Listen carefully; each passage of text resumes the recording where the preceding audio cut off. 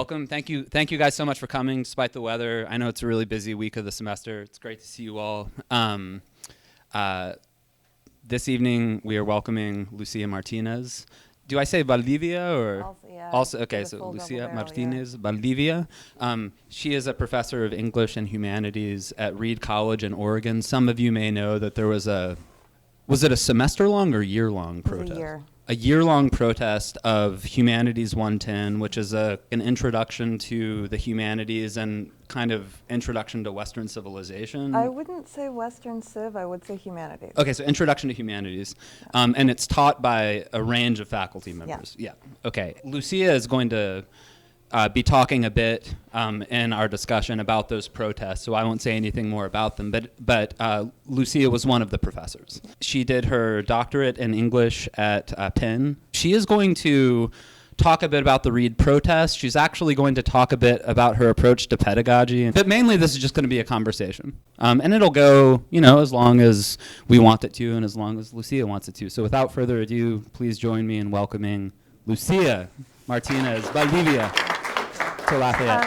How do you want to do this? Do you want to sit up here together? Sure. Do you want to? Yeah. Yes. Okay. And cool. You have the lapel mic? I have the lapel mic on. I Awesome. hope it is working. Okay. Now if I take this chair, the door closes. The door will close, but that happens.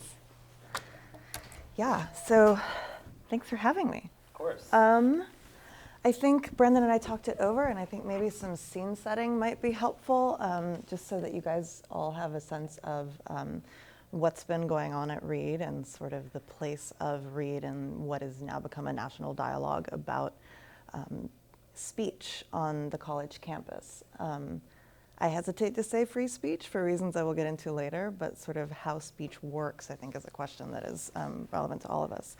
So I, as Brandon said, I came to Reed straight out of Penn.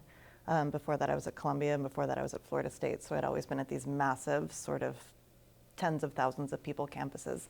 And Reed has 1,400 students, which is smaller than my high school. And so it's very, very insular.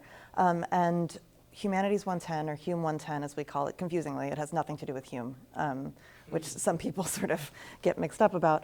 Hum 110 is the only required course at the college. And all the freshmen take it together, or all the first years take it together, whatever you want to, we have sort of various names for them. Well, we haven't sunk that low. We have not sunk that low. No, it tends to be first years or freshlings in a kind of, it is cute, isn't it? Yeah, it's kind of weird. A little bit infantilizing.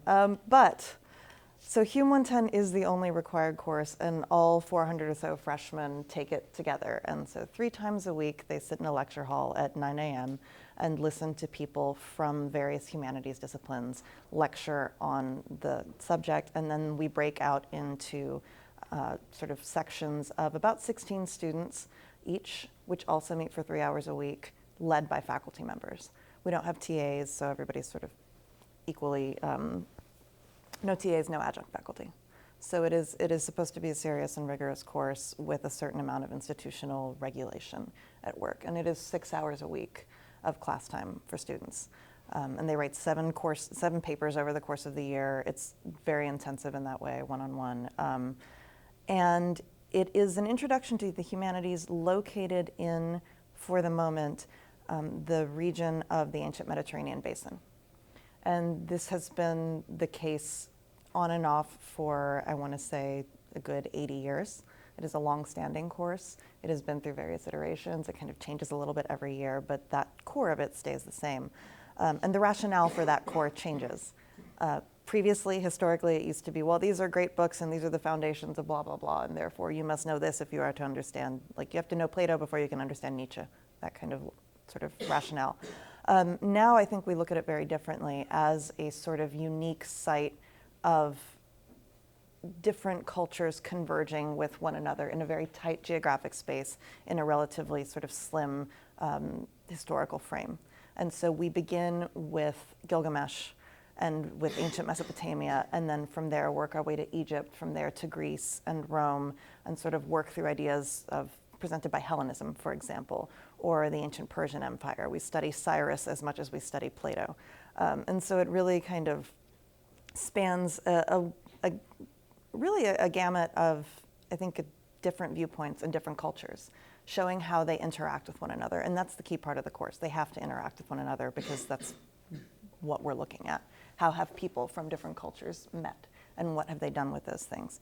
And so that's as it stands now, we begin with Gilgamesh and we end with Apuleius, the Golden Ass, which is a narrative written by a slave about a man turned into a donkey. And it's produced in the ancient world. And so we have this sort of, and then Aristotle and Plato in the middle. We've just come out of Aristotle and Plato February, basically. I'm barely standing. It's punishing because it's Plato's Apology, so Crito, the life and death of the death of Socrates, the trial, followed by the Republic, followed by the Nicomachean Ethics, followed by excerpts from the Politics. And that's all over the course of about 4 weeks. So you can imagine how insane that is, frankly. But thankfully, we have people from the philosophy and political science departments to sort of guide the rest of us through. I teach Renaissance poetry from England, so I am entirely out of my depth when it comes to the text that we're dealing with. Not necessarily the approaches, but the text. So anyways, that said, Hume 110 has been the object of student protests, I think a handful of times over the decades that it's been in place, precisely because it is the only required course, I think, and it is a humanities course. And humanities, when people think humanities, they tend to sort of think from a first-person point of view. And I think that makes it an easier target for emotions and for sort of idealism than, say, intro physics. Right? So I think that's part of why Hume has sort of become the center of a lot of the conversations on campus. And so my first year, there was a brief kind of murmur of a protest called the Hume 110 takeover, in which the Hume lecture hall was flyered by various students with sort of other figures from non-ancient history and sort of wanting to know why we don't study those people instead of these other people. And that didn't really last long. It was more of I think there were all of maybe 20 tweets with hashtag Hume 110 takeover. So that died down pretty quickly. What year was this? That would have been fall of 2014. 2 years later, September 26, 2016, I don't know if you guys remember this, but Isaiah Washington, the actor from Grey's Anatomy, called for a national day of walkout, a national day of boycott by people of color from the institutions they work in, they study in, that they participate in. And so Reed's students who were sort of activist-minded, I suppose, organized a campus-wide walkout, essentially. So faculty, students, anybody who wanted to would walk out in support of this movement. I was not on campus at that point. I was on sabbatical, and I was just coming back to campus occasionally to lecture. And so I missed the initial sort of event. But beginning September 26, 2016, students sat in the lecture well holding signs condemning Hume 110 for various reasons, including the supposed promotion or alleged promotion of white supremacy, and that we were sort of perpetuating white supremacist ideology in institutions by teaching things like Aristotle and Plato, by teaching texts that, for example, bring up questions of slavery or of race in ways that they found problematic and unacceptable. So that was how it started. And I think initially faculty just sort of, I would guess that just having been privy to the email conversations about sort of, well, what are we going to do about this? It was kind of left to each individual faculty lecturer to decide whether or not they wanted to allow students to be in the lecture well. And students were, at that point, the student protesters were emailing faculty saying, hey, we're doing this. Do you mind if we do this during your lecture? And everybody initially was like, yeah, sure, fine. And then somebody said no.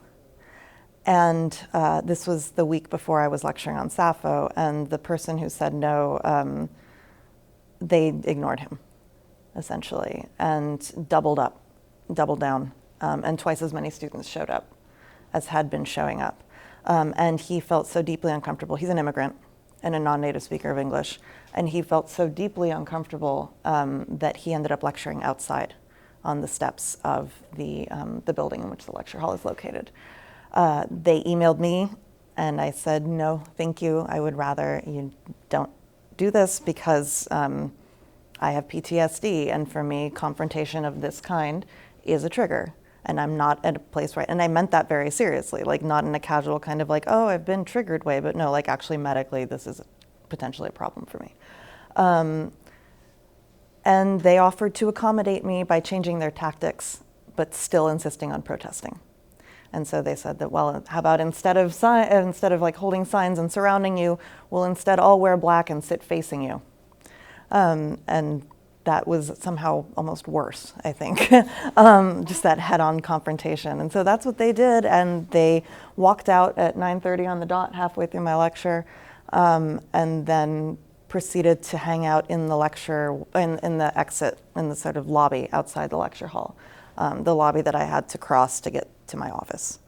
And so that was just deeply, deeply unpleasant, and not really what I think of when I think of going to work, basically, which is what it is for people teaching in the course. And yet the protests carried on, despite the fact that those of us who weren't comfortable went to HR and went to our administrative heads and said, hey, this is a hostile work environment, this is disrupting my ability to teach, and therefore is in violation of Reed's dissent policy, which basically only says you can do whatever you want as long as you're not disrupting the normal processes of the college.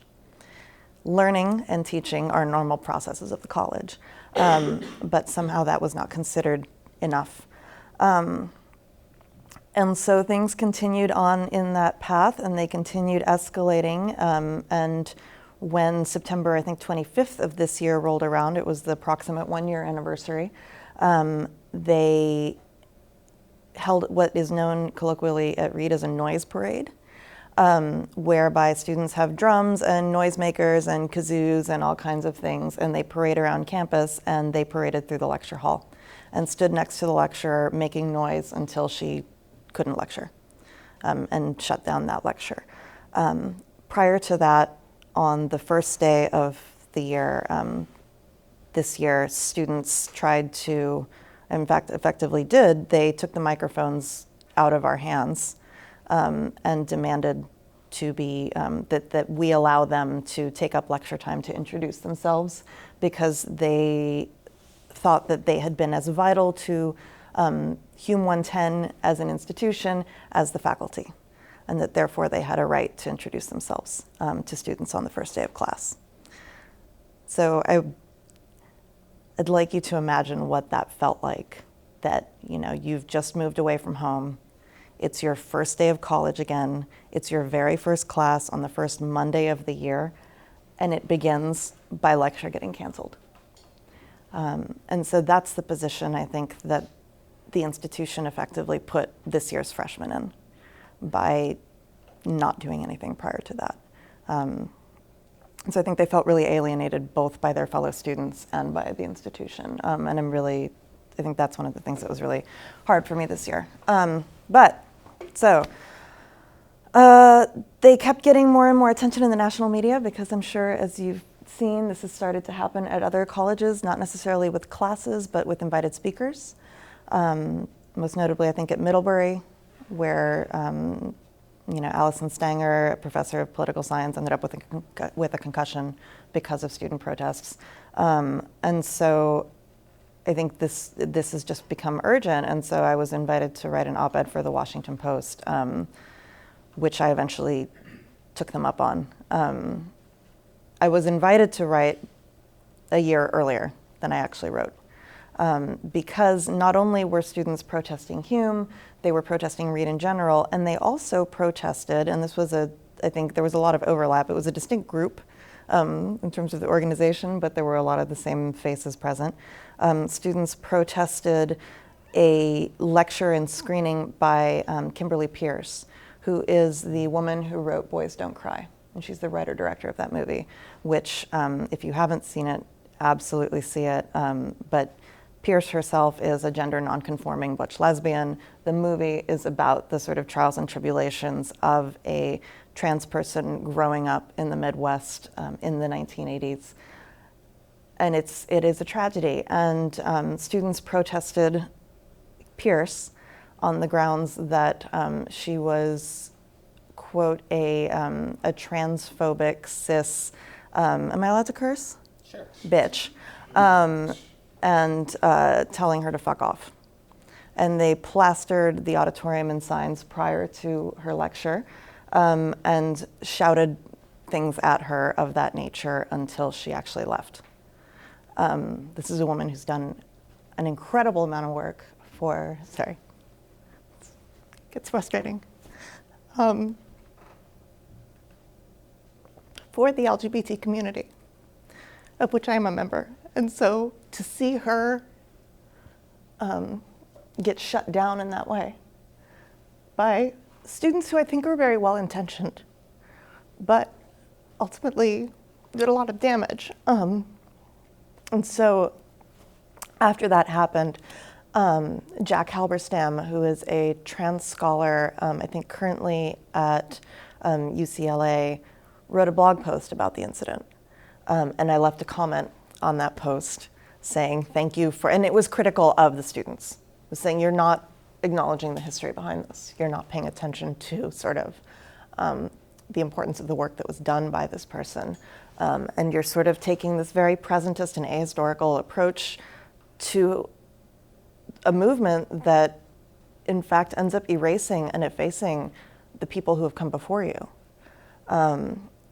And silencing them, essentially. And I wrote on that post, I said, thank you for saying this, because as a person who has previously taught classes on gender and sexuality and who cares deeply about this, it has been really troubling to me that I'm afraid to teach this at Reed. I don't want to touch these subjects with a 10-foot pole, precisely because I don't know what's going to get misinterpreted. I don't know what I will get accused of. I don't know, sort of, there are just too many minefields. And so I guess that started making the rounds, and that was when I got invited to do the Washington Post thing, and essentially got told by the administration, don't do that, keep your head down. You don't have tenure, don't talk. And it'll all die down. That was the theory, right? If you ignore it, it'll go away. Because that always works really well with political conversations. And so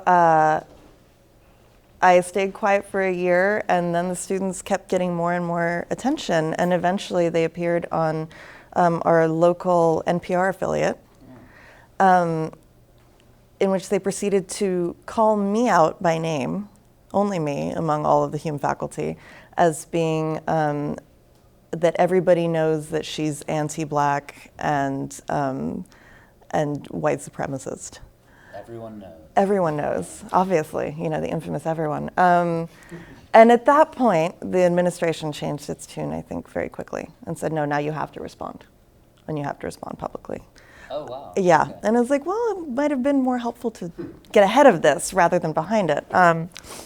So that's what's led to all of this, and to sort of me thinking about what matters in what we do as professors of the humanities, what sort of work should take place on a liberal arts college, and sort of caused me to think seriously about the sort of the intellectual tendency to insulate ourselves in these communities and in these spaces from people with whom we disagree.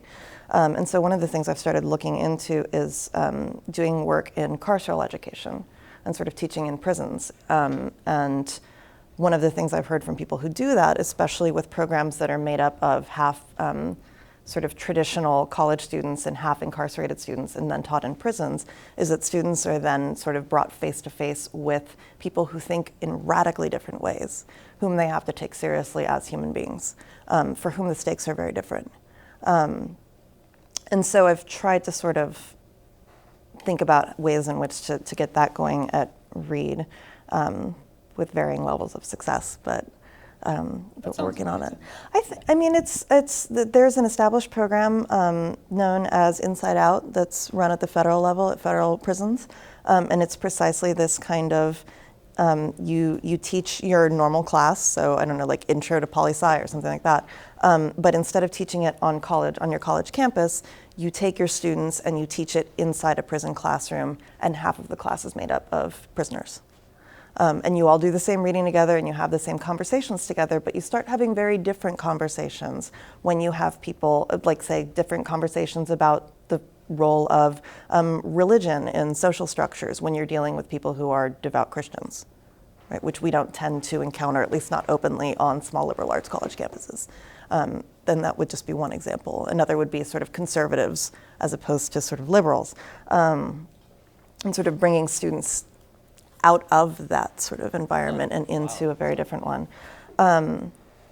Because I think there is something to what students say when they ask, well, what are we doing here? What are you teaching us here?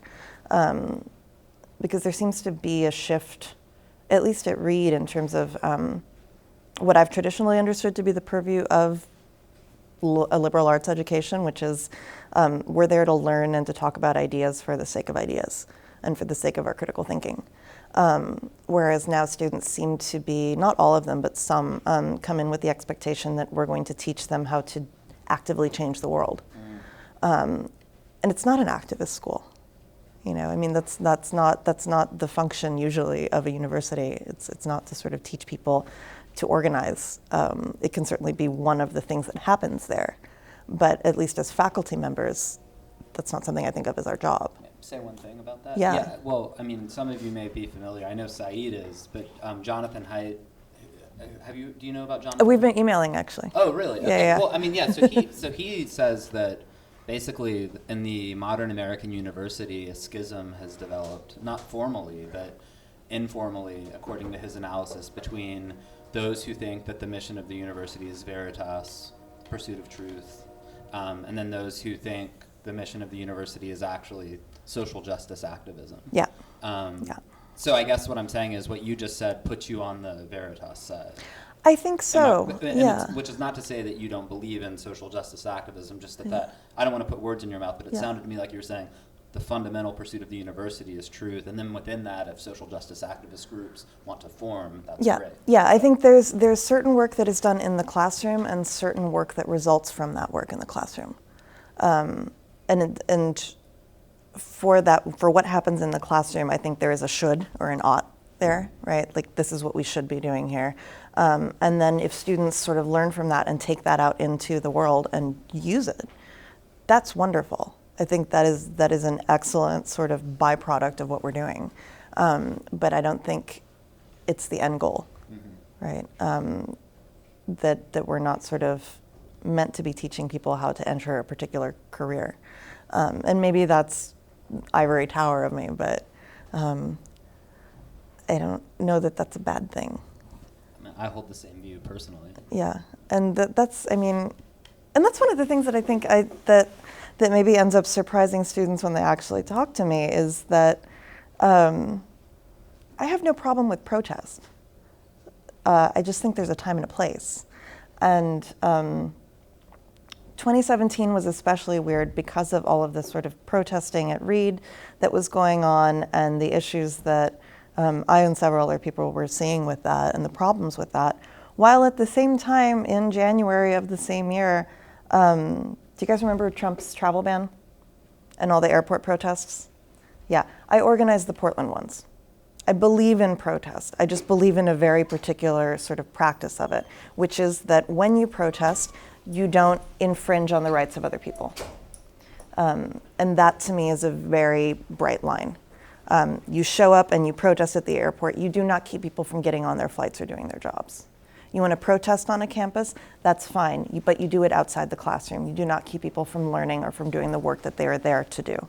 And so I think that for me is really an important sort of division or distinction. So here's one response to that, and then maybe if others have one too. But I mean, it seems to me like what a lot of activists would say to that is it's only by like really bothering people that you raise awareness. So, I mean, just for example, like, a general strike. Yeah. you know, we're going to bring the economy to a halt in order to advance our objective. Or the piqueteros in Argentina who basically disrupted interstates so that, like, you know, people couldn't get from point A to point B. And the point was to make life really uncomfortable for people. So I guess what it seems like what they would say is, well, sometimes you've got to do that if your cause really matters. And of course, they think their cause really matters. Yeah. So I don't know. Like, have you encountered that counter argument? And if so, what do you say? I have, but I think the answer depends. I mean, I think the right answer depends on what your goal is, right? If your goal is to get your way, full stop, then by all means, like, run people over with a steamroller. If your goal is to get those people to agree with you and actually affect meaningful social change and actually sort of win people over and create change in a way that will last, and change mindsets of people, I think you win more flies with honey than you do with vinegar. And I think essentially what that sort of protest by force ends up doing is that it just drives dissenters to, they won't change their minds. They're just not going to say things publicly. Right. You're not actually fixing any social ills, you're just driving them underground. So someone who knows more about postmodernism than I should probably chime in here, but like one thing I've heard, and this is like critics of postmodernism talking about postmodernism, I've heard them say that a lot of postmodernists and people influenced by postmodernists basically don't believe in the possibility of two sides of a power struggle listening to each other and both learning from each other and reaching some kind of agreement. Like, in other words, that what you just described, like persuading people, is not really the objective of a lot of activists who are influenced by the postmodern approach. Their approach is more like, we're seeking power and seeking to attain power by whatever means are most useful. So I don't know if that's correct. I mean, if all people are seeking is power, I'd be pretty suspicious of those people. Or I guess what I mean is, for example, if you think that America is, you know, a white supremacist society and you really want to change that, I thought that the approach of many activists was the way to change that is not to convince mainstream Americans that the U.S. is a white supremacist society. It's just to, like... I don't know of any postmodernists who would say, you know, just don't talk to anyone. I think someone like Judith Butler in conversation would say, if you're just talking about America as a concept, who are you thinking about? Why are you thinking about it in a certain way? Judith Butler would say, I'm asking a question, and I don't want to accept the assumptions, or I don't want to accept the assumptions without questioning them. So I don't think there's some find me a postmodernist, whoever that might be.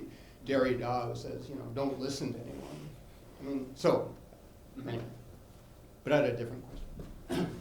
So you think I'm kind of straw manning postmodernism? Oh yeah. Totally, yeah, which is Yeah. which is very possible. I do not consider myself at all an expert on postmodernism, and that's something I couldn't begin to defend it in depth. It's just something that I've heard is like an approach or a mindset, but you don't think that's true? No. I mean, there would be an attention to power. You know, is there power involved in certain underlying certain views? If somebody like just has a lot of power and they say this is right, you might want to note that it's not pure ideas. You know. Do you want to ask your other? Yeah, I do. This is I taught at Reed at the beginning of my career, and I love it there. So I didn't have to teach in Hume, you know. So I did have a question about the curriculum. So I follow this stuff on YouTube, and it's horrifying. I would hate to have protesters in my class, but I wonder the background of the curriculum struggle. I would imagine, just filling in the blank, I bet you there are some professors who can't stand the traditionalism. People who sort of, they've been hired to do the course, but they're going, oh man, we need to make some changes. And I bet you, just wondering, have students been saying for years, oh, give it, like, compromise a little bit. Like, do you have any women in the...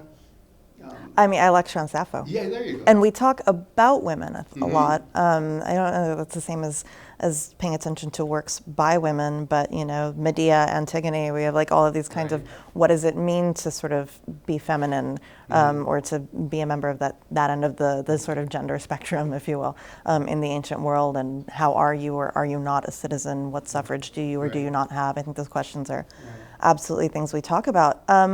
I think you might be surprised about the constituency when it comes to people who are interested in changing the course and people who are not. I think those of us who have come there recently have come there to teach the course, and we love it. I think the people who are sort of more interested in change are often people who have fatigue from teaching in the course for decades. That's not to say that is sort of always going to lead to fatigue. Some people adore it. But among the younger faculty, we're all very, I mean, it works as it is. And it changes every year. I mean, I think the Gilgamesh introduction happened maybe like 5 years ago at this point. And sort of text gets switched out for other texts and drop by the wayside, and then you have to reorganize your entire sort of year of course prep. And on the other side, would students say, if they were here, some representative, would they say, we really tried, we've talked about this for years, trying to open up the curriculum, and no one's compromising? And then therefore we protested. Yeah, I'm sure some students would say that. I'm sure many other students would not.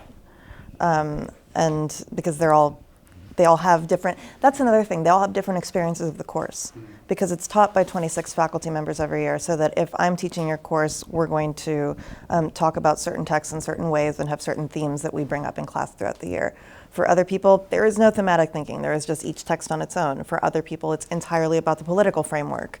And so we can all, we're all in the same class, but we'll come out with vastly different experiences of it. So I think that affects the whole, it's hard to say students think or students claim. Right. Yeah. I mean, I just want to drag back a little to the point that you were making, Professor Van Dyke was making, with regards to the compromise and actually having an end goal, because I've also been following it like Professor Miller has, and I remember reading that they had this, but I remember they had this 6x6 panel, where basically they tried to have a compromise between the students and the professors by basically speeding up the entire process of reviewing the Hume 110 in advance, and actually getting students to actually sit down and let's discuss changing up the entire curriculum. But eventually the students ended up walking out after 2 meetings because I heard they didn't think that it was worth it, and so ultimately they continued protesting. Yeah. So my point was, I would love for you to explain essentially what happened there. My point was that to me drags back to the entire point that he was making, that I do agree sort of with the premise that I think sometimes there is more of the ideal of wanting to have something to protest for rather than actually having an actual end goal in mind. So I think that sort of gets lost at some point, and I want you to also, if you can, answer how you see that. Yeah, I mean, I think that's an important thing to remember, is that the Hume aspect of this was only one of a slew of demands that the protesters presented to the college. It is, I think, the only demand, though, that didn't require any kind of financial output from the college.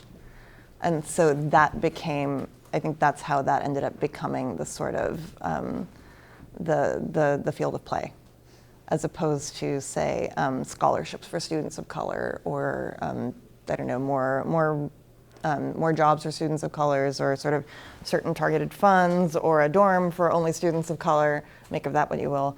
And this didn't require money, right? This is well, the course is already there, so you just have to change the curriculum. And so I think the students were very cleverly directed in that particular angle, by certain powers that, not that be, but powers that were. Our president just resigned, so a few weeks ago. He'll be leaving at the end of the year. So make of that what you will as well. Yeah. I'm a faculty member here at Lafayette as well, and I also have a skeleton in the closet. I was a finalist for a job at Reed, so many years ago. And so when I did the campus visit and the talk and so forth, like they went through Hume, and I attended a class and so forth. And so, my impression of Hume is that it is very Eurocentric. I mean, and I say that as a person who teaches South African history and modern Africa and so forth. And in fact, that's presumably one of the reasons they were interested in potentially hiring me. So they were doing a search to diversify the course offerings at Reed. So even though there are even though there is North Africa, it's reading Saint Augustine. It's reading a particular kind of North African intellectual history. And I don't have anything against the content of Hume, but what struck me about the broader course offerings at Reed is that there's not a lot beyond sort of the Western paradigm or the Brauddel's Mediterranean world as a paradigm, and so so put simply, I can understand the frustration of students not only in that moment of being a first-year student and required to do these readings, but also maybe looking down the road and realizing, that there's not much there that is diversifying the curriculum. So that's just one comment, just based on my very brief experience in visiting Reed. That's to say, I am sympathetic to students. When did you visit? Sorry? When did you visit? This was a few years ago. Okay, because I don't know when Augustine went off the syllabus, but it was a long time ago, so that's why I'm curious. Okay, yeah. I mean, I might not have all the facts correct, but this is just in conversation. Yeah. With like the search committee and so forth. But the other thing too, the narrative you gave is very personal, and I'm sympathetic, and as a teacher, to have things be disrupted, it's a hard thing. On the other hand, on the scale of student activism and social activism more generally, I mean, the kind of protests have been happening, at schools and universities in the U.S. over the past year or so, I think are pretty minor, in the long history of political struggle and civil rights struggle in the United States, places like South Africa and so forth. And as a student of these histories, it's clear to me that, yes, there are times for civility, but there are also times where disruption can be very effective. And, it goes back to the issue of the general strike. I mean, I think what's going on in West Virginia at the moment in terms of bringing, teacher salaries in public education in West Virginia right now is very important. Strikes do have a function. Disrupting things do have a function, even though it might be very destabilizing to people in charge. I think it can be an effective means of bringing about change, which leads to my third point. I mean, and a question, which is basically the real villain in this story to me is the Reed administration. I just don't understand, this incredibly slow pace of change. I think it's possible to, retain key elements of the existing Hume program, but also, just offer, something, very different to balance it out and sort of meet student interests as well as faculty interests, such as what you'd expressed with your own identity politics. And, it's just always striking to me that, universities are very slow to respond. And, just as a concluding note, I taught in South Africa before coming to Lafayette, and this was during a series of student protests that were sort of raising these issues of decolonizing the university. Basically, there were students who were saying we read too many European thinkers, African languages should be taught at South African universities and so forth. And as you might imagine, it caused a lot of debate. Major universities like UCT, the University of Cape Town, and University of the Witwatersrand, where I taught, were shut down. And so there were a number of issues at play, and even though it was very difficult and at times threatening, since I wasn't South African and I'm not black. At the same time, situating it within a broader history, I could completely understand what these students were seeking. And so the point simply being that certainly I wasn't a person who should bear the burden of decolonizing the university. Students, as the key component of universities, certainly have the right to express themselves and put pressure on universities to change. I think universities should evolve like any other institution. And so during my time in South Africa, where I really put the blame was in the administration. Mm-hmm. And just how, it just took an incredible amount of pressure for, administrators to start, rethinking what they're doing. It's far easier for administrators to keep doing what they always do as opposed to changing things. Mm-hmm.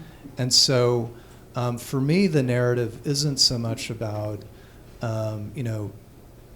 blaming students or chastising them for their incivility. It's not about, placing yet another demand on faculty to do something, but rather it's about administrators, sort of understanding that, colleges and universities are organic things. They need to change. They need to evolve. Mm. And, just to maintain a status quo is, ultimately setting up a situation where it is going to be challenged. Yeah.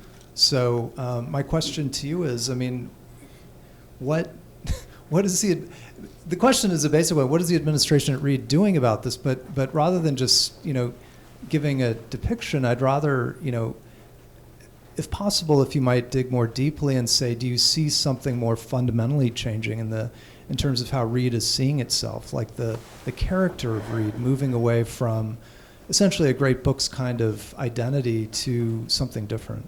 Well, I think, first of all, thank you for all of those. I think I've got them all down. I will try to address them all in order. First of all, I think the course has changed a lot since what you're describing in terms of your experience of it, because we don't teach Augustine. We teach the Book of the Dead. We have an Egyptologist on staff. We teach texts produced by people, I think our cutoff is currently like 400 BC. So we read a little bit of the New Testament, but that's as far as we get into history.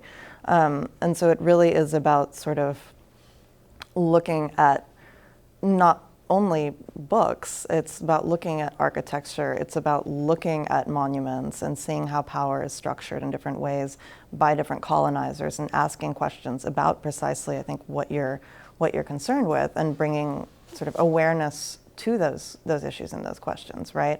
How does Cyrus establish visual sort of authority over the people he conquers? Or how does Alexander do the same thing? And how do these models of power shifts change? While at the same time looking at, say, Egyptian love lyrics and tomb poetry and sort of things that were produced and owned and texts that were culturally part of what we would now think of as not elite peoples. I think that is an essential part of what the course does currently, and something that I hope it will continue to do. So I think that characterization of it as this kind of great books course isn't really true to what we're doing now. I will, however, say that Reed, and this was how Reed was described to me before, like the first time I'd heard of it even, was that it is a school that is intellectually incredibly conservative, but socially incredibly liberal. I think that's its DNA. I don't think there's a problem with that, because I think what we end up doing is then asking sort of radical questions about these texts and how they have been appropriated over the course of history. How did the Nazis use Plato? Right? How were these things appropriated and incorporated into sort of white supremacist narratives in order to sort of raise questions about precisely and raise awareness of the fact that we continue to do these things, right? You have to actually see what has happened in order to recognize it happening around you. And so I think that is a thing that studying historically distant texts can offer. It can give a little bit of perspective. I completely understand your focus on the administration. and administrations as kind of being the centers of power at universities. However, at least at Reed, they don't make curricular decisions. It is entirely faculty run. And so it really is on the faculty to sort of change our requirements and to make decisions at a curricular level. This means that faculty have to vote on things, and that we have to have a quorum, and that we have to have a majority vote. And in the case of Hum 110, we have to get all, I think there are a total of around 40 of us in the course. We have to all agree on the syllabus. So imagine designing a syllabus with 40 other people that you're happy with. That's a conservative mechanism. Yeah, and it slows down change, but I think it also prevents rushing into things. We'll see how that ends up playing out in the future. Rushing into what? Rushing into what is the question? There's sort of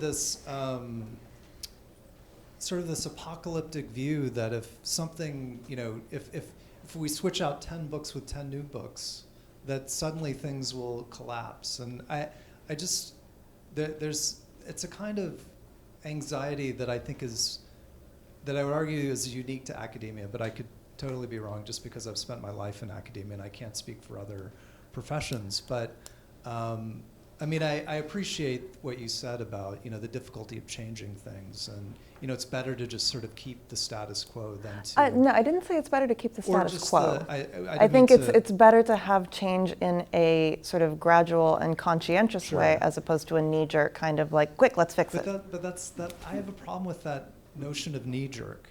I mean, if students are, expressing themselves, and if one of our jobs as teachers is to pay attention to students, not necessarily be obsequious to students, but to hear them. But that's the thing. I You're only think listening, that is but you're what's listening to a important. certain group of students. Sorry? Right? You're listening to a certain subset of students. Sure. Meanwhile, I'm dealing with students of color who are first years coming into my office crying because they want to take the course and they don't feel able to go into the room and to cross essentially a picket line. And so what about all those students of color? What about the students who feel silenced and can't speak and won't speak? I mean, I just did... but that's a safety issue. That's not a curriculum issue, at least the way you described it. No, I mean, you're still talking about sort of listening to students. Well, right? yes, but that particular dimension that you're talking about, afraid of walking into a classroom. Because of the social repercussions, because they want to learn a certain set of things. Exactly. That's Right. a safety issue. I'm talking about, changing curriculum. And I think it's possible to meet both. To meet both the students who don't want change and the students who do? I think it's possible to, listen to both sides and make adjustments and, not do it in a way that, obviously the safety of students is important. I don't mean to overlook that issue. But if you have a situation where, you have student protests, to me that suggests that this is something that's, not just unique to, it's something there's a kind of momentum there. It's a surface symptom of something that's deeper. And I think that one way of responding to that is to, take it seriously at a certain level. And so the squeaky wheel should get the grease. Yeah. The 10 loud students should outweigh the 390 other students. I think students should be listened to. I really do. Right, but if you're listening to everybody equally, then 390 outweighs 10. If each student has the same amount of voice. You could break it down mathematically, yes, but I'm trying to break it down logically for logical consistency. to me that I would disagree. I just disagree with that logic. Okay, and I mean, I think the other thing that I I think what you're describing is protests disrupt people in power. Yeah. They also disrupt people not in power. Sure. And those are the people I'm concerned with. Those are the people I care about. I understand that, but I think that there are situations. Let me just take it out of this specific situation, but hold on to this issue of minority and majority. There are a lot of minorities in the United States. Yes, thank you. Who, need. And I don't mean that in an laugh aggressive about way, it. but like. You can make a joke, but it's serious, right? And there are a lot of Yes. minorities who have voices. And if we're simply to take the approach that they're a minority, and we have to keep listening or pay attention to the majority because that follows a particular kind of logic, I don't know if that creates the kind of society that we want. Society, maybe not, but I think when we're dealing with a particular community into which people can opt in or out, that's a slightly different sort of It's question. very similar. I don't see the difference between society and community in the way you just described. I think I read about you in The Atlantic. I Mm-hmm. think it might have been. I don't. Both. Some magazine. And super popular right now. But I guess what I'm saying is that I read something about like blowback from students, which is what you're talking about, like blowback from students who are opposed to the protests. And I guess my question is, what % of people are either protesting or in support of the tactics used by the protesters? Like what % would like changes but think the protesters are too far? Like do you see, like if you could break it down, like based on your estimate? Based on my estimate of the current freshman class, I would say that it's literally maybe 10 students out of 400 who are in support of the protesters' tactics. And what % would you say think the course should be more diversified but don't think the protesters are doing it the right That way? I don't know.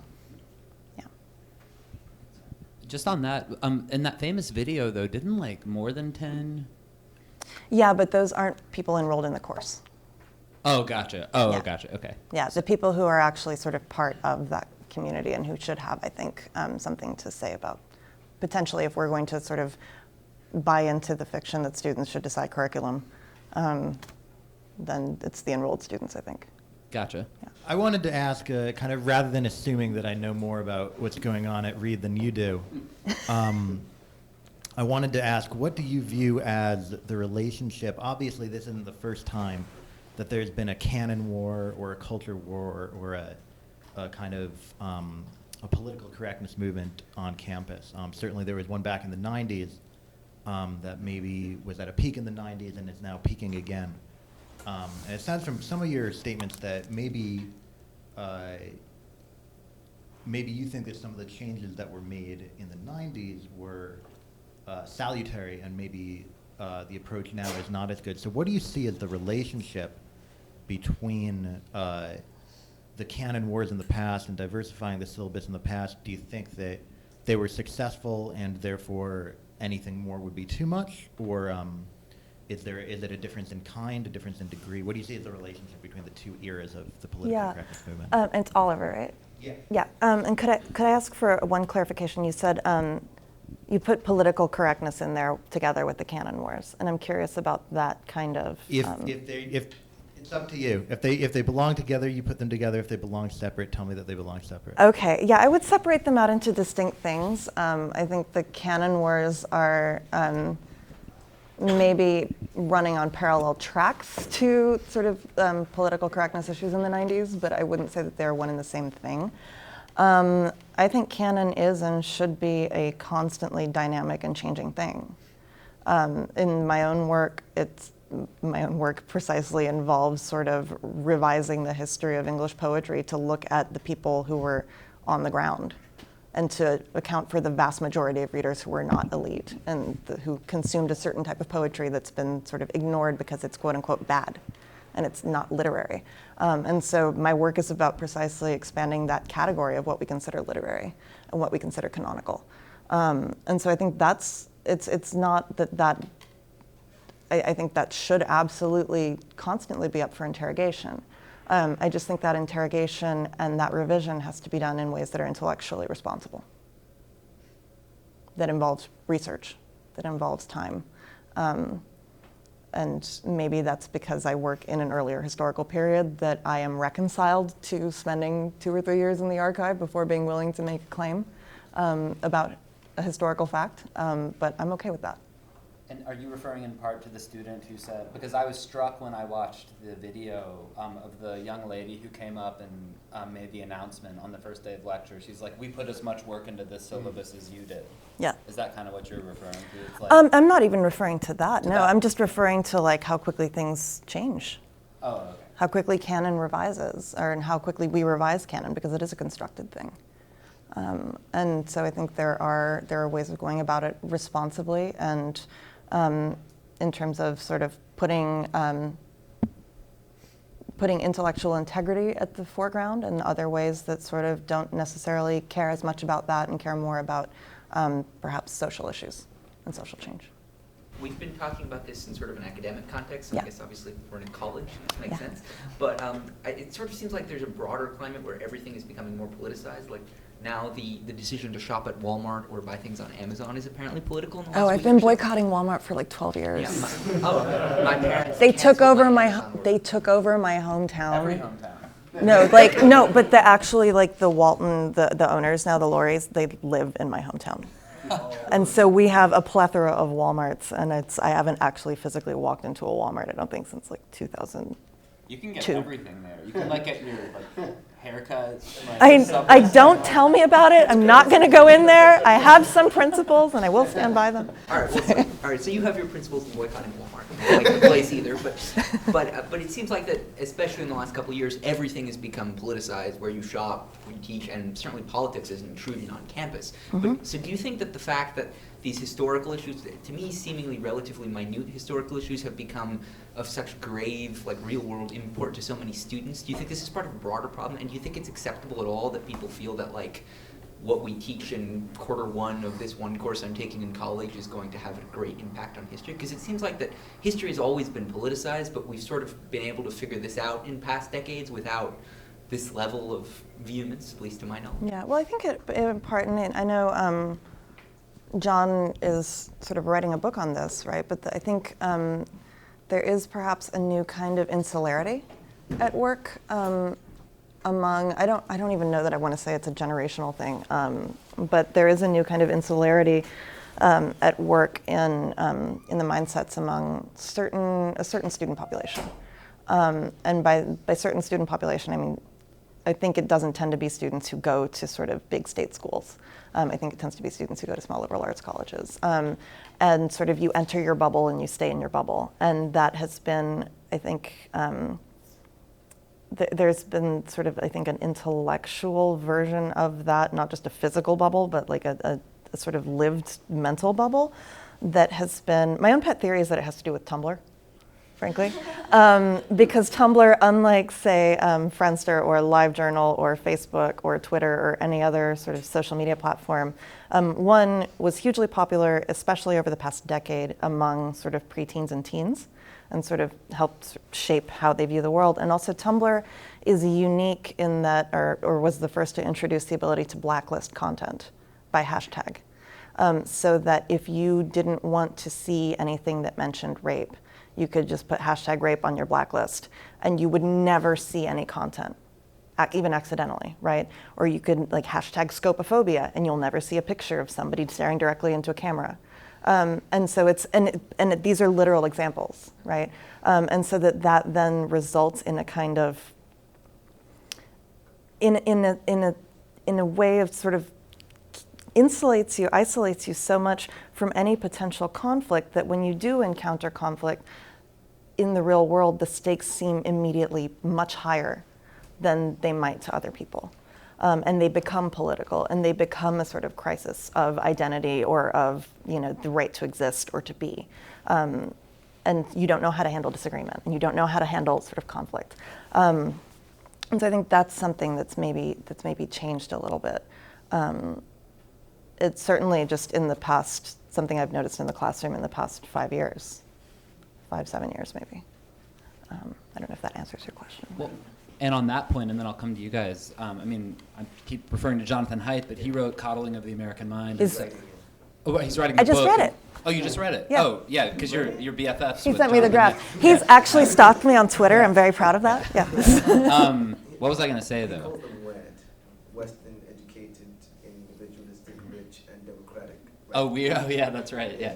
Well, but I was just going to say, like, yeah, because I think most professors now encounter this brand of student. It's, you know, a lot of students increasingly are like that, are as you say, like, they seem to catastrophize relatively minor offenses or. Well, and so it becomes that the campus then becomes this place in which to sort of, you can take something that is relatively low stakes and sort of escalate it and turn it into a big deal. And so, for example, you can talk about Reed as a white supremacist institution, whereas if you exit Reed and you walk, 5 blocks down the street, there is a literal bar full of white supremacists, by which I walk every day, where I have actually been harassed. In Portland? Oh yeah, no, there's a lot of like in I terms thought of. they would have been excommunicated from Portland. No, I think the Lash laws and the sundown laws were in effect for such a long time in Portland and in Oregon that they're still. That's why it is as wide as it is compared to, say, Washington or Northern California. And so I think there are absolutely real, urgent things to protest and sort of direct those energies to, but that's a lot scarier. Yeah, and I was just going to say that insofar, let's just agree for the sake of argument, even though there may be disagreement, that a lot of students are sort of catastrophizing relatively low stakes events on college campuses, particularly liberal arts college campuses. One thing that I've sort of taken it upon myself in the last year, for better or worse, I view it as part of my duty just to almost be, in effect, a therapist. And I don't mean kind of tough love therapist, try to, tell students that you actually need to be exposed to conflict and offense and grievance because it's an inevitable part of life, and it's maladaptive to spend 4 years insulating yourself from any sorts of aggressions or offenses, because it's only going to get worse when you leave. And so one of my main thoughts when you talk about those students is, I'm a little mad at faculty. I mean, a lot of faculty disagree with me for taking the approach that I just mentioned, but I find myself getting kind of mad at faculty for being too permissive. And instead of teaching students that actually this is pretty low stakes in the grand scheme of things. So that's just a thought. But anyway, so Trevor, and then also Valerie again. Yeah, kind of going along these lines, I feel like I probably already know your answer to this, but I thought one thing that I thought was interesting when reading stuff about this story was that most of the backlash seemed to be coming from international students. Yeah. Would you say that's accurate? So how do you see that as being significant in a way? Is it kind of along those lines that it's sort of the two worldviews of maybe international students as opposed to American students? I think it's strikingly, I don't think there's necessarily a divide among sort of what international students as opposed to American students of color think, at least in general at Reed. I think the difference lies in who is willing to speak publicly and who is not. The American students tend not to be willing to speak on the record. I just did a thing for like a special Katie Couric is doing on like America Today, and as part of that, they're doing a 1-hour thing on campus speech, and they came to Reed. And the producers told me that they had an incredible amount of trouble finding students. They found a lot of students who disagreed with the protesters, and students of color who disagreed with the protesters, and American students of color who disagreed with the protesters. They could not find many who were willing to speak on the record. And so I think that's one thing that's maybe been distorted slightly by sort of the students who are willing to speak in terms of giving a sense of who cares or who thinks what about what. Are they afraid of a social media pile-on? Is that? Not just social media. Oh, I see. Yeah, call-out culture is very literal Yeah. at Reed at times. Yeah. So, I know he's saying like demographics of the school, and I don't know his name. I don't know anyone's name. He's talking about the weird countries. He's running for president. You have to know his name. No, I'm behind on my local politics. But, so, I guess sometimes I get the feeling that what % white are Reed students? Do you know that off the top of your head? No, I do not know that. That would be an admissions kind of thing to know. Would you be But able to make most. an estimate? I would say most, and a higher proportion than in most schools.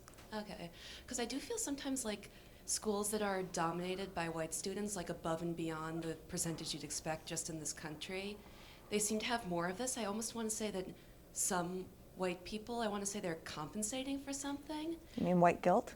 Yeah, almost. Like they just feel bad that they went to this extremely white school, and they're trying to make up for it in some sense by being very aggressive in racial politics. Yeah, I mean, I wouldn't want to sort of diagnose the motives of students I haven't spoken to personally, but I think I've certainly seen that come up as sort of a topic of conversation among students, right? That like, this is why they care about this.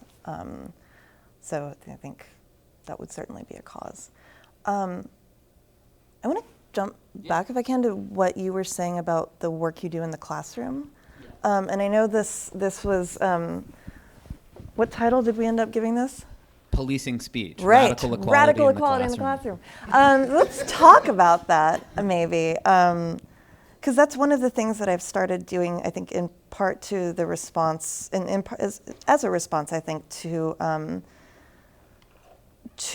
the social dynamics and inequalities that have been highlighted by the student protests at Reed, whether it's sort of about race or it's about gender or whatever. And I'd be curious to know what Jordan Peterson would have to say about this, actually. And so in order to ensure that everybody in my classroom has as level a playing field as possible, I actually end up being very strict about what students can or cannot say. I ban certain words. The word interesting is not allowed in my classroom because it doesn't mean anything, and it's a verbal kind of crutch. And it's also, people tend to say, I've noticed, that something is interesting from a position of authority, right? Or to arrogate authority to themselves. Like, it is interesting that. It's like, is it? Isn't that up to us to decide? Why don't you tell us what you noticed, and then we'll sort of analyze it. I also will have days in class when we don't use any personal pronouns, when the word I goes out the window. So then how do you talk about a text without saying I, right? How do you turn it precisely away from yourself and away from this kind of needing to project yourself into or out of the text that you're looking at and just look at a text on its own terms? And so we'll do that kind of exercise. So I find this text interesting would be a really bad thing to say. I would be like, okay, try that again and say something. Say something about the text independent of you, right? Say something about what you think this text is doing. Or even just make an assertion, this text is doing this, and we see it here, here, and here. And then people can say, well, is that really what's going on there? Because if you look at this sentence over here, and so you stop talking about sort of what you believe and sort of start talking about what's actually there. Raise the intellectual bar. I think so, and I mean, and my students seem to enjoy the challenge of it. They all get on board, and whenever we slip up, and inevitably I will also slip up. I mean, what about the thing where, like, a lot of students nowadays, and professors too, I imagine, just people will say, you know, as a blank, you know. Which is a position I've had to I was going to say, do you deal with that as well? Yeah, like, I mean, I think... Or do you think that's a bad thing, first of all? And if you do think it can be a bad thing or limiting thing, how do you deal with that? I think it can be. I think that was one of the, maybe the ironies of the whole Washington Post thing, and the kind of the fact that even that I'm here today is, I think, in part precisely due to my identities. Right? If I was a white man saying what I'm saying, nobody would care. I'd still invite you. Well, thank you. I mean, look at our other speakers. Right. Oh, bravo. No, but I think like at a piece like the Washington Post, the reason this has gotten media attention, or that I have ended up sort of having a voice, is precisely because of the various identity sort of category boxes that I tick. I think that's a problem. And so I think the very fact that I have to say, hey, I'm brown and female and gay and have PTSD, so therefore, like, you can't just say, oh, that's the opinion of yet another white man, and be like, no, it's just the opinion of a person. I think that's something that's been disheartening to me, and something that I would like to not have to do in the future. You're using identity politics against identity politics. Yeah, essentially. Hopefully, eventually. No, but that's, and then just to go back to that classroom thing for a moment, I think we use different approaches on different days depending on what the text is. But one of the things, aside from interesting, one of the things that that I've started doing this year is not having people use pronouns to refer to their classmates. And this is in part because so we use a name reliant policy in the classroom. And so everybody has to know everybody's name in order to talk to them. And they have to look at them and be like, hey, Oliver, I know you. I recognize what you're saying as a human being, as opposed to, and I'm going to assume here, saying like, oh, well, I disagree with him, what he said, right? There's a kind of distancing that language does that names resist a little bit more. And I've also done that because, again, the invisible, I don't know if they're the invisible minority or invisible majority, but the number of students I have encountered who feel outed by sort of mandatory declarations of pronouns on the first day of class because they don't know what their gender identity is yet, because they feel they need to misgender themselves, or because they're just not comfortable with it. And so one way around that I found, again, in terms of like, let's get this all on the same playing field, well, we all have names. And you don't have to worry about whether or not you're out name-wise. And so let's just use names. And I think that's been, that's a policy I've started just using last fall, and I think it's been all positive. And so that's another way in which I've tried to sort of level that playing field so that nobody's afraid of getting misgendered, right? Or of misgendering anybody else. Instead, we're just each one of us individually with our names there. So I have like a few kind of questions. Just like what you're kind of like teaching, like what kind of class you teach. Like right now I'm taking like a literary criticism English class, and we focus on different literary criticisms like Marxism, Freudism, feminist theory, and we kind of learn about those theories through reading books. Yeah. And so we kind of talk about that. So like instead of being like, oh, I think this is what the author's trying to say, instead of like focusing on the text, what the text is saying, we like look at the text through like these different lenses. Do you like do that at all in your class, or do you just like focus like entirely on the text? I think we certainly, it depends on the class, right? Certain classes lend themselves to that kind of, let's sort of interpret this text via this kind of lens. And so it's sort of, it varies from class to class. This semester I'm doing a class, it's a British poetry class, but it's called Early Modern Woman. And it's poetry by and about early modern women, so women from about sort of 1500 to 1660, roughly. And we're dealing with them almost entirely on their own terms. We're reading some supplemental history in terms of, like, let's learn about the political sort of ups and downs that are happening in this moment, or the religious ups and downs that are happening in this moment. But we absolutely sort of try to focus on what are these texts telling us about what it was like to be a woman then, right? As opposed to how can we use this text to theorize, say, or to perform a psychoanalytic analysis of like Lady Macbeth or something like that. I think there's a place for both, but it depends on the approach the particular professor tries to take. And for me, I am what is known as, I guess, a new historicist or a new formalist. And so for me, it's important to look at texts in the context of their production, and then maybe use post-structuralism more than anything else to then sort of try to understand what's happening in those texts. So, yes? Okay, that was good, yeah. Okay. Isn't the curriculum the most immediate thing that students themselves can push to change in at least something that can affect them in the short term? I think that your question is in part predicated on the assumption that students should have a say in curricular design.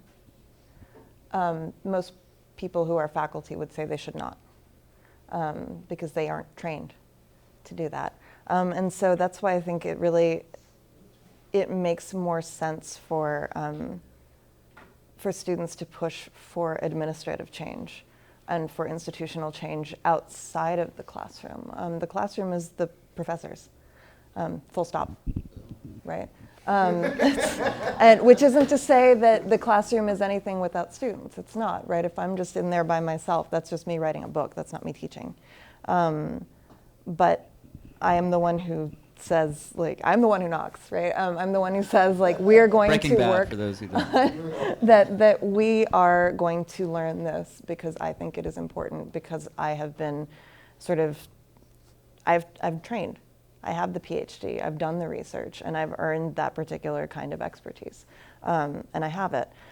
I think it would actually be faster and easier for students to affect change at a level of sort of administrative functions.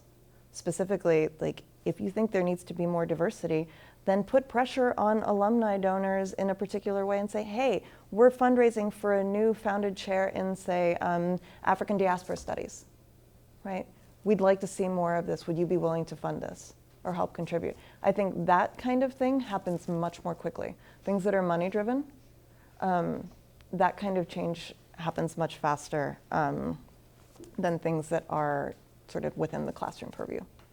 And so I think students' time would be really well spent in that particular vein. So I'd like to ask yet another question about the broader context here, but you mentioned Jordan Peterson briefly. I know this is a subject of great interest and many screaming debates on campus. Oh, I'm sure. And one of the things that I've thought interesting... Do they take place without I, though? What? No, I think there's more eyes than any other word. Yeah. Then thought. But that might be useful. But It's an so exercise. I'm not as much of an enthusiast of his as some, but one of the things I've noticed... Yes. Well, but also in terms of, like, I don't know as much about him. So one of the things that I have a problem with is what I see as sort of insanely exaggerated attack on the academy. He talks about cultural Marxism and plot against Western civilization. And it's interesting that there seems to be a broader, like, politicization of colleges, whereas right-wingers increasingly, especially according to opinion polls, don't like them very much. Higher education is a left-wing sphere, and apparently, according to some, there are cultural Marxists in campus who are plotting to undermine the foundations of this country.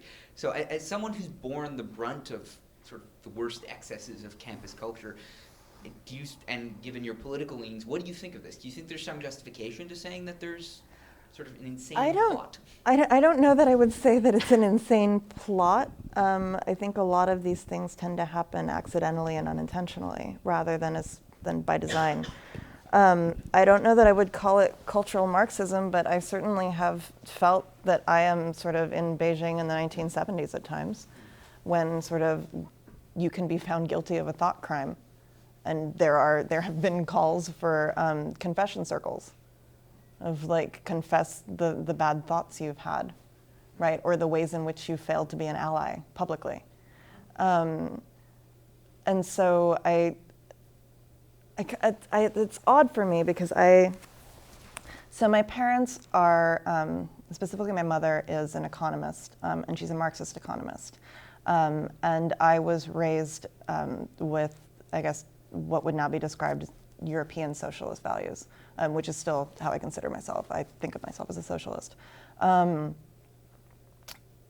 However, I also grew up for part of my childhood in Peru, under Shining Path, and where you have the Maoist rebels, sort of the worst excesses of the left, sort of really having a very real effect on day-to-day life, and things going from sort of political ideology to assassinations very quickly. And I'm not saying at all that that's what's happening here, but maybe that has made me more sensitive to certain kind of power dynamics and groupthink and thought censorship when those things occur.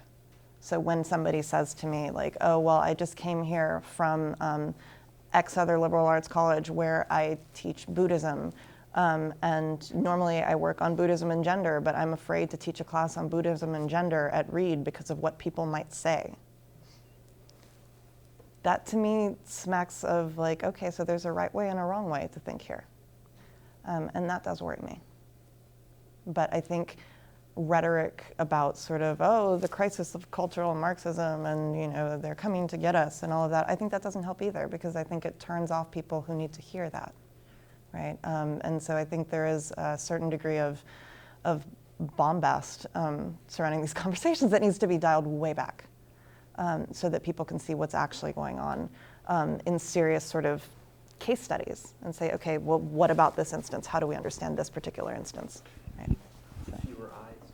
Fewer eyes. Well, yeah, and one interesting, so Jonathan Haidt and Jordan Peterson, both of whom we've mentioned, they both think there's a problem, like the problems you're describing exist. And I'm not sure they would even disagree on the scale of them or anything like that. Is their empirical beliefs about the problem of thought policing maybe more or less the same, but Yeah. I don't get stalked by Jonathan Haidt at all, but I did have one brief email exchange with him, and he said that, like, the difference between him and people like Jordan Peterson, and he actually lumped Brett Weinstein into the Jordan Peterson category. I think that's fair. Okay, yeah, is that he's really trying to, kind of like you were saying, the honey approach, as opposed to the vinegar approach. Yeah. Yeah. Right, like how to win friends and influence people. He always cites the Dale Carnegie book, which is like Saeed's favorite book. Yeah. And like that's the approach he wants to take to address this problem. You know, be kind, compassionate, try to see it from their point of view, and then maybe say what your issue is. Whereas, yeah, like the Jordan Peterson or Brett Weinstein approach to the same problem is like more confrontational. Well, and you don't even need to do the to get them where you are step. Sometimes it's just helpful to listen. Yeah. To one another, and so that's another thing I've done at Reed a handful of times. Is I've done what I refer to as taken other to lunch, like with the space between and other, which is basically an open invite to students, to alumni, to faculty, saying, hey, if you think we disagree about something, let's go to lunch together. And let's talk about our different viewpoints. And that's it. And the invite, the only sort of rule is that there will be no persuasion. There will be no attempt at persuasion. It's just going to be like, here's what I think, and here's what I think, and we listen to each other and we share a meal. The end. And often it turns out that we don't actually think that differently. Yeah. So that's, and I don't know whether that's a good thing or a bad thing. Would you say you're more conflict averse or conflict seeking in general?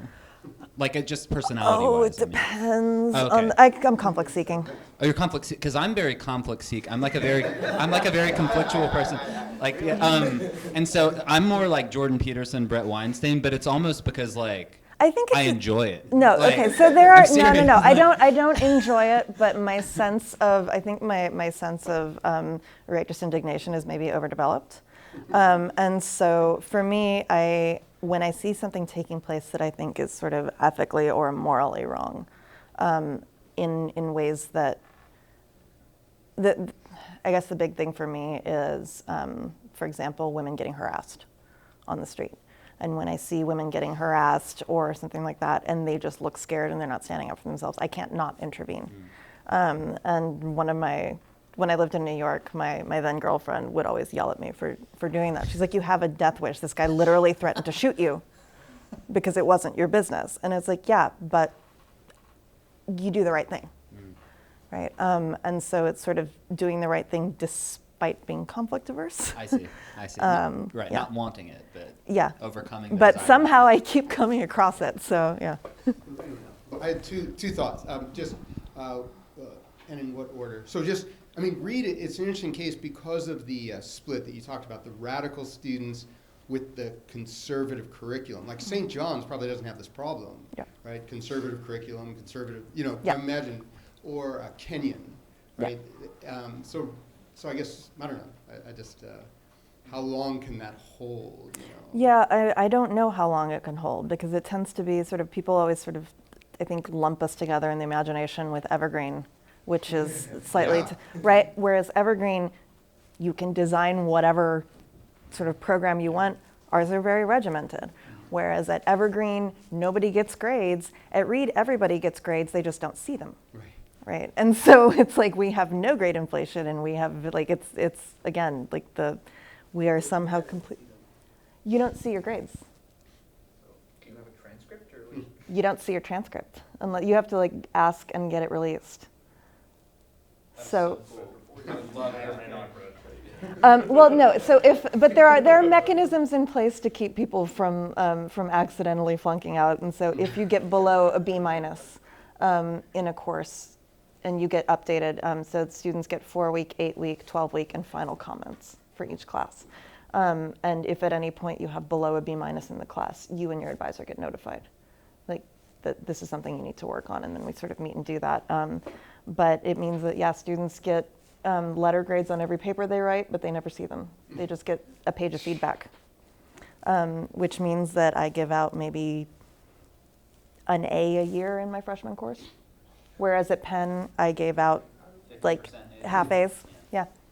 The other one is just on, like, I agree so much, like 100% with, but then I have this other percent. But for what you said about students and curriculum, like faculty should, and when I see the videos, like, how do you know what you're supposed to learn? So that's most of my view. But there's one part of me that says, if you hadn't had the 60s and women, I never read any, in undergraduate or graduate school, I never read a book by a woman. I think, or had a woman teacher. I mean, Simone de Beauvoir, I think, was it. And so I think things have, and we didn't, in political theory, I think we read Malcolm X in my undergraduate class, and that was it. So it hasn't been some progress because students have demanded authors of color and women in the curriculum. So there's been some contribution from students to curricular change overall that's probably healthy. I think so. I also wonder, though, if that curricular change wouldn't have been facilitated in similar ways by the diversification of faculty, and that happening at a legislative level, right, in terms of equal opportunity acts and sort of getting women in there and getting people in there, because I think they bring those interests to bear often, not always, but often, and sort of that they do that work as well, with the difference that they're trained to do it. So. Oh, it's not really important. I was just wondering, like, if you give out one A, will you tell the student who got the A so they can know, like, they're the only student who got the A? I don't usually, no. I will occasionally, if a student writes a particularly strong paper, I will say this was A-level work. Right? And I will say that in conversation. I won't write it down. Yeah. In terms of the feedback, it's always the same for everybody in terms of here's what you did well, now do this. Like, no matter how good your work is, it can always be better. This was fun. But was it interesting? I found it interesting. Thank you so much. Yeah. Thank you. First of all, join me in thanking Lucia. Yeah.